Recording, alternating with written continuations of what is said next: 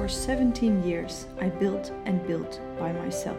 To have come to this point to make this announcement about new ownership of the Bureau for Applied Philosophy. Being a philosopher, I came from the world of wisdom. Coming into the real world with different problems, different games, I came seeking to amplify wisdom on our planet. Being a seasoned leader, CEO, IT entrepreneur in the world of impact, I came seeking, looking for opportunities to influence big things, the biggest scheme of things into better directions. And now we are partnering to connect these worlds, to connect wisdom and impact on a global scale. Do you remember the story David and Goliath? The strong against the weak against the strong with the unexpected outcome. That's for me the foundation of the brand new partnership. And before you answer on the question, who is the stronger and who is the weaker opponent, I want to ask you to wait. Something I learned from Minke is to ensure I'm better informed before I conclude. The question about stronger and weaker, the beauty lies in the answer that there is no definite stronger and no definite weaker. I mean, when I'm listening to Minke, her vision, I feel myself so little. What a mastermind she has. I'm looking up to her and believe everything she says, and then the magic of the partnership happens. I'm starting to ask questions on how we're going to manage the operational aspect. Without friction, roles have been changed, and Minke is starting to ask questions on my vision on how we can deliver such a promise. And before we know, we're contributing immensely to a strategy. Stronger and weaker are no longer relevant, and instead of looking up to each other, we start to reach common ground in an actionable plan for the years to go. You don't know what you don't know.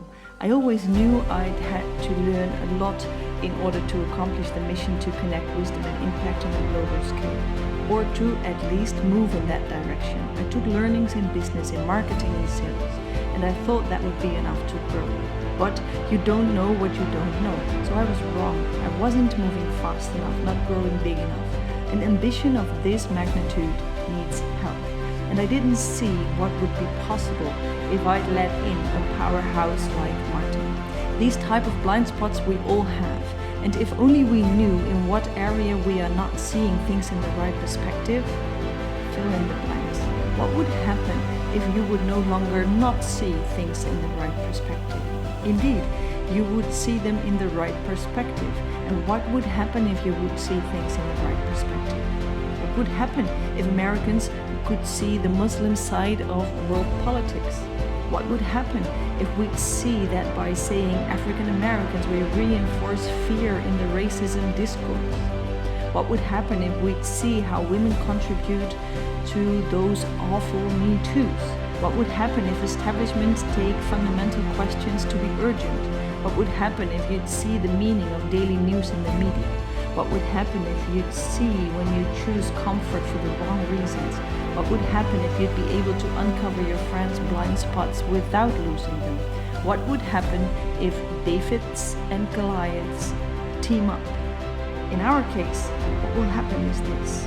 We'll reach and connect more big thinkers, inspire more hands to put to practice what they see, and we'll reach and open and wise up more powerful leaders.